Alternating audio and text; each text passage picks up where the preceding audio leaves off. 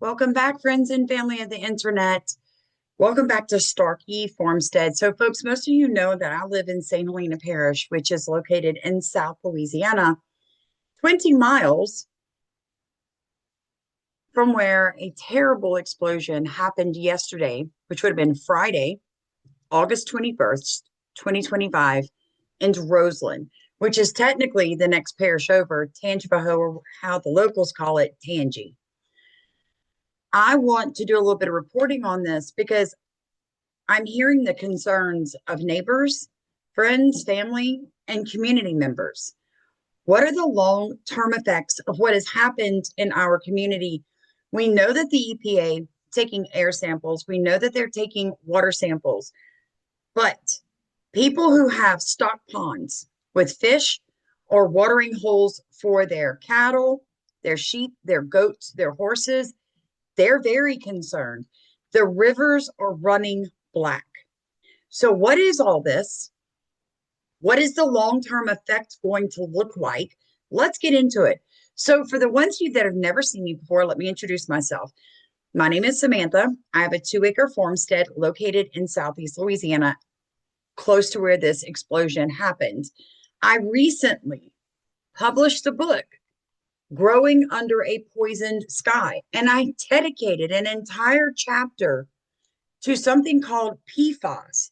PFAS, you heard me right, PFAS or PFOS, and how these forever chemicals, once they're in the soil, once they're in the water, those areas are considered condemned. If you don't believe me, stop this video and Google on your phone farms and ranches closed down by the EPA due to PFAS contamination. You're fixing to be shocked. Why did I bring up PFAS? Because the foam that they used to contain this hydrocarbon fire came with PFAS or PFOS on board. Now that they have been introduced into our environment, they're not called forever chemicals for no reason. I want to show you, I'm not worried about the sound. I want you to see the picture of a local stocked pond. Do you see the sheen? That's not just oil. Those are other chemicals, okay? If you notice the fish, they're all belly up. They're suffocating. This is my community. These are my neighbors. And this is the reality of what we're facing. Many, many people come from all over the state of Louisiana to hunt in St. Helena Parish because of our pine forest. Some of those forests and most of that water is now contaminated with this sheeny black smut. If this is on your home, in your yard, on your vehicle, on your dogs, please do not touch this with your bare hands. And let me make another comment here. A face mask like you wore when you were dealing with COVID will not help you. It will not help you.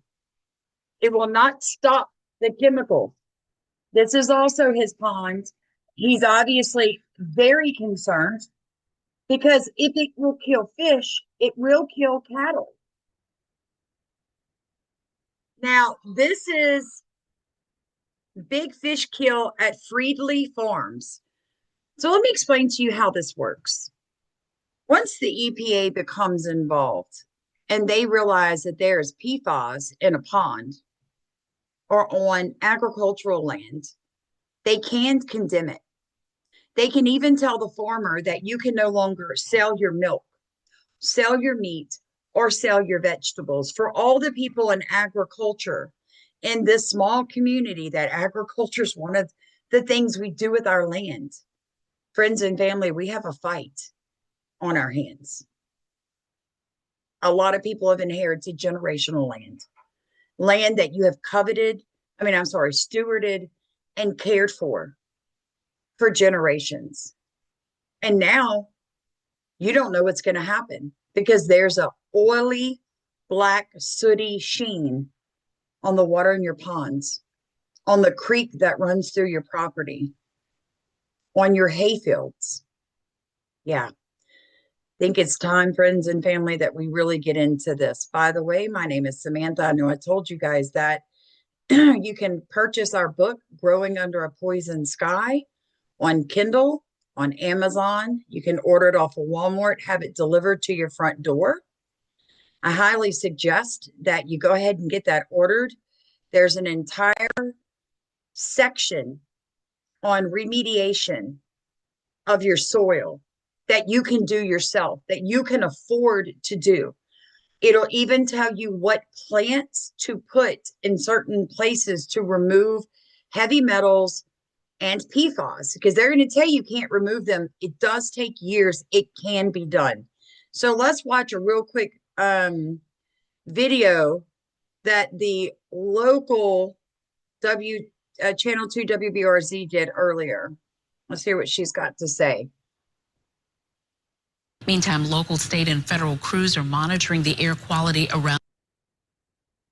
Meantime, local, state, and federal crews are monitoring the air quality around the site. At least one fire truck was damaged, but officials say so far there are no reports of injuries. Smitty's has been in Roseland 56 years. They deal primarily in oils and lubricants, but also manufactures brake fluid, power steering fluid, and antifreeze, according to its website.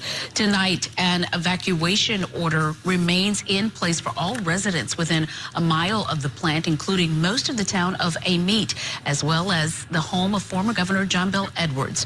In the last 15 minutes, they report there are no health concerns, but people living just outside of the evacuation zone are asked to remain indoors. Again, no injuries have been reported.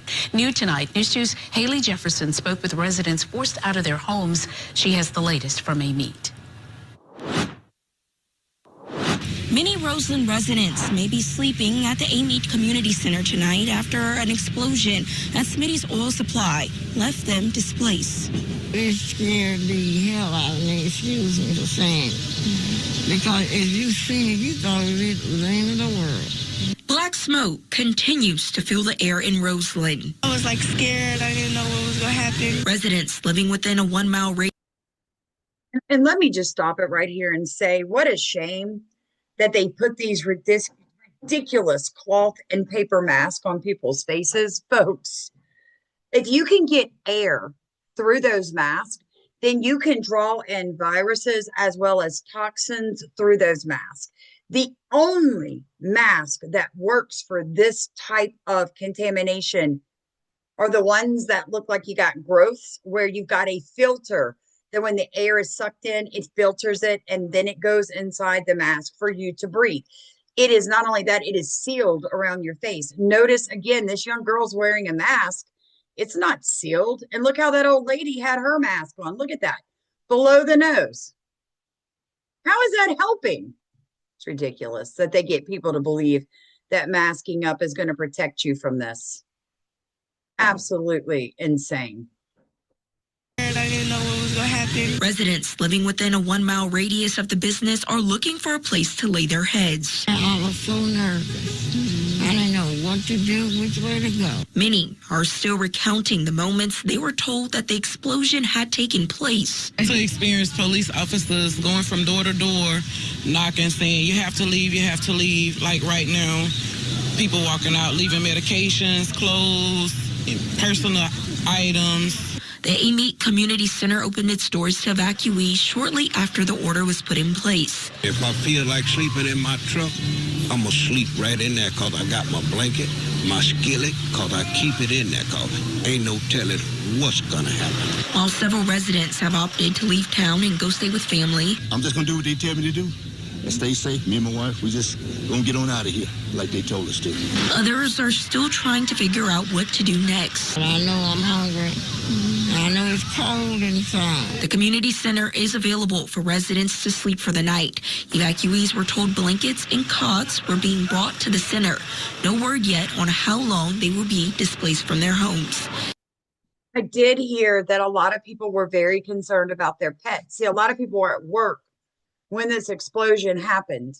So their concern was they were not allowed back to their homes. To my knowledge, they are making way now. If you have a pet or medication or something you need from your home, you can call the Tangipahoa Parish hotline number. Let them know what you need to get. They will escort you, because if they catch you inside of this evacuation zone without an officer, they are going to most likely arrest you. All right, so let's continue. It says Tangipahoa Parish officials ordered evacuation within a 1-mile radius of the intersection of highways 51 and 10 in Roseland after the explosion at Smitty Supply, company that distributes lubricants and auto fluids. There are over 400 employees at Smitty Supply. Let me tell you, there is going to be, if you live in this community, a Pastalaya fundraiser for the employees. I did post it to my homepage, Starkey Farmstead, and to my personal page, Stephen and Samantha Starkey. If you're interested in ordering Pastalaya, that will go to help the 400 employees who are now obviously jobless, right?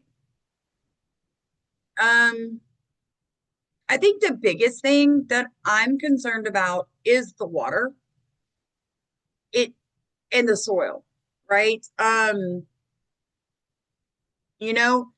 People they really don't seem to understand how toxic this can be.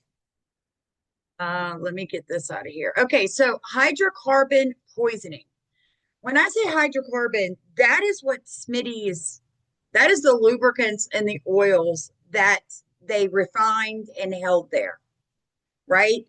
So it goes on to say that in addition, residents in neighboring communities such as Greensburg over here, located approximately 3 miles south, reported finding a black oily substance mixed with soot in Friday's rain. The oily residue was seen settling on cars, rooftops, and outdoor furniture, raising environmental and health safety concerns of residents.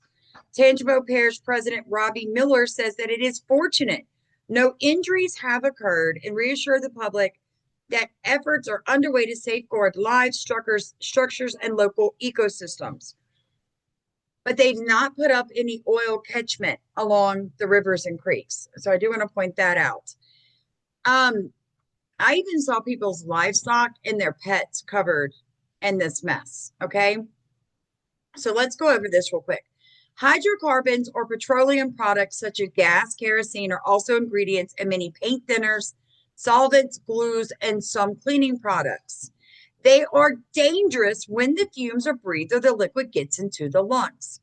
So Smitty's would have been considered a hydrocarbon plant. I just showed you proof that the residents had been given paper or cloth masks and were walking around with them. First, these were not sealed, like a suction to the face so air can get around, take it down below your nose, right? Take it off. And just because you're inside, the air inside your home has been known to be more toxic than outside where the air is blowing. So again, I'm not sure why we have these outdated health issues. Swallowing or inhaling hydrocarbons can cause lung irritation with coughing, choking, shortness of breath, and neurologic problems. Sniffing or breathing fumes can cause irregular heartbeats, rapid heart rate, or sudden death. The diagnosis is based on a description of the events, the characteristic odor of petroleum on the person's breath or clothing, sometimes a chest x-ray. All right. So here, if you had clothes on and you got caught outside in that nonsense yesterday, you probably need to throw it away. You cannot throw it away, and I understand sometimes you can't. You need to remove that contaminated clothing and wash it. Wash it in borax and Dawn soap. Washing the skin and giving oxygen and sometimes antibiotics to help people with breathing problems or if it causes pneumonia. All right. At greater risk are adolescents who intentionally breathe the fumes of glues, paint, solvents, cleaning sprays, gasolines, propellants, and some aerosols, right? Swallowed hydrocarbons cause coughing and choking. Now, this is what I really want you to look at. I told you guys, everything that they used to put these fires out are what you call PFAS. It says here, let me open up my phone because I turned it off so people wouldn't be calling me. But let me look this up for you guys. All right.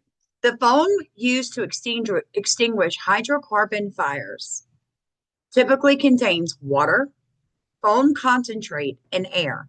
The foam concentrate may include synthetic suffrants, which help the foam spread and form a barrier over the fuel, preventing flammable vapors from escaping. Okay. Firefighting foam used for hydrocarbon fires typically consists of several key ingredients: water, foam, a liquid that, when mixed with water, forms a foam solution. All right, types of foamed use. Here it is. AFFF contains hydrocarbon-based suffrants and fluorosuffrants. Examples are PFOA and PFOS, forever chemicals, friends. It's so toxic. They're not nicknamed forever chemicals for no reason. If you look right here, it says here firefighters' exposure to the PFAS right here correlates to positive thyroid praxidus antibodies among firefighters. It's linked to cardiovascular disease amongst firefighters. And this is PFAS in consumer products, right? And then the exposure assessment. Assessment of the emerging threat posed by PFAS substance to male reproduction in humans. PFAS chemicals and male reproductive health. Male infertility, legacy and emerging PFAS substances, environmental fate and health effects. Let's look at that article together real quick. Due to their unique chemical properties, PFAS have been used extensively as industrial suffrants and processing aids, while several types of PFAS have been voluntarily phased out by their manufacturers. These chemicals continue to be of ecological and public health concern due to their persistence in the environment and their presence in living organisms. Folks, once your cow eats hay or grazing land that has PFAS in it, it is now in the cow's body. It's in the meat. It can't be processed out. The cow's not going to eat the cud, poop, and then the PFAS flow through their body. It's not how it happens. I'm sorry to tell you guys that. I really, if you just knew my personality, you would know that I am truly and utterly horrified for what has happened to our community and the long time legacy of what has now happened to our community. Moreover, while the compounds referred to as legacy PFAS remain in the environment, alternative compounds have emerged as replacements for their legacy predecessors are now detected in numerous mattresses. In this review, we discussed the historical use of PFAS, right? And how they hang around, basically. Let me go down here and see if I can find it for you guys. PFAS are highly persistent in the environment. They can be detected in numerous, including water, soil, plants, animals, foodstuffs, and human serum. The environmental persistence of these compounds in combination with their ever-growing body of evidence of their potential negative health effects led to regulatory efforts and voluntary initiatives calling for decreased use of long chains perfluoroalkyl acids, better known as PFAS, or their near friends PFOS or PFA, right? And their precursors during the 2002 by the leading global manufacturer at the time. So here's the questions that we need to be asking, because I'm not seeing anybody, I'm not seeing it. I'm not seeing it in any of the articles that I'm reading. I'm not seeing where they're like, yeah, the foam we used was not PFAS. Uh, the water that the EPA is sampling did not show any PFAS. They're not even saying the word, right? Because here, residents are showing you the black in that jar. You see the black? That's what was coming out of the sky. So people are concerned. They just don't, they know it in their heart that this is not going to be some quick, easy way to get rid of this. The Louisiana Department of Agriculture and Forestry said keep all pets on leashes and away from the affected areas. Do not allow them to play or drink in contaminated water. They know it's toxic. But for people who have hundreds of heads of cattle that are grazing on land that is now covered in this stuff, my heart's broken for you. My heart's broken for you. Do you have to get your animals and your land tested for PFAS? No, but you would be negligent if you didn't. I'm being very serious. You would be negligent if you did not. I really do hope some of you will purchase our book, Growing Under a Poison Sky. I will link it in the top of comments. If you'd like to donate to my channel, I do not get paid by YouTube because I speak truth. That will also be linked because we did leave last night. My husband has a brain aneurysm at 46. He's the third man that I know of in the past 5 months to come up with an aneurysm from bacteria in this community. Yeah. There are things you can do to help remove PFAS, mulching, biochar. But I want to tell you what is in our book. This is page 68 for you that already have it. Biochar carbon removal, BCR, that occurs during biochar production is a technologically ready, leading carbon dioxide removal technology worldwide. Biochar has a CDR potential of 10% in over 25 countries, concentrated in Africa, South America, and Eastern Europe, and more than 20% in Argentina, Estonia, Ghana, and Malawi, with even greater potential in the world's largest emitters, including Brazil, China, India, and the United States. Biochar, BCR, has the capacity to remove as much as 6% of current global greenhouse gas emissions annually. The equivalent of India's yearly emissions are taking 800 coal power plants offline. Biochar has been shown potential in removing certain contaminants, including PFAS, a group of synthetic organ fluorine chemical compounds that have multiple fluorine atoms attached to an alkylyl chain. There are 7 million such chemicals, according to PubChem. These were branded as forever chemicals in an article the Washington Post put out in 2018. PFAS are a group of man-made chemicals that have been widely used in various industrial and commercial products because of their water and grease-resistant properties. Over the past 20 years, we have seen an increase in these chemicals, and we are now just realizing that they are persistent in the environment and can accumulate in soil and water, causing human infertility, different types of cancer, hormone issues, and development delays in children. Research studies have demonstrated that biochar, a form of charcoal produced from biomass through pyrolysis, can effectively absorb PFAS compounds. I even show you how to make biochar. If you're in my community, I do have a biochar pit. Please reach out to me on Facebook or just ask anybody. We have a small community. Most people know me and most people have my phone numbers. So you can reach out to me. I'll show you how to make your biochar. If you have hundreds and thousands of acres, friends, there are things that you can do. There are plants that you can plant and seed, cover crops, that will help break down PFAS and other toxins that are now fallen on your property. Again, this is heartbreaking for our community. Nobody was injured. Praise God for that, right? And I know a lot of people are worried about the employees, but let's all be very honest. They're alive. They're healthy. And most likely it was an employee that accidentally did something that caused this explosion. They can get other jobs. Not just that. People are doing fundraisers for them. They can also get unemployment. But what about people whose entire stocked ponds, their fish are dying? Those ponds will never be usable again. No, do not misunderstand what I just said to you. The water in those ponds are forever toxic. If their pets drink from that, the pets are going to die. Livestock, wildlife. Most of us moved out here or live out here still because we love how rural and beautiful this place is. You won't love it when you're looking at eight-legged frogs and children with extra third eyes. I'm just saying. Sounds extreme, doesn't it? Let's talk about it in a couple of years and see how extreme I really was.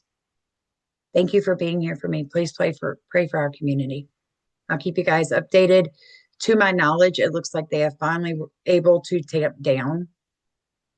We still don't have any of the first water supplies. And by the way, those water tests need to continue for at least 60 days. You ought to Google other small towns that have had train derailments and explosions and seeing what the people had to deal with 3 and 4 years after the settlements when the EPA told them everything was fine. Go back, go back. Some of you may even want to consider selling your homes if you were within that 1 mile radius. It's going to change the face of our community forever. Love you guys. Have a blessed night.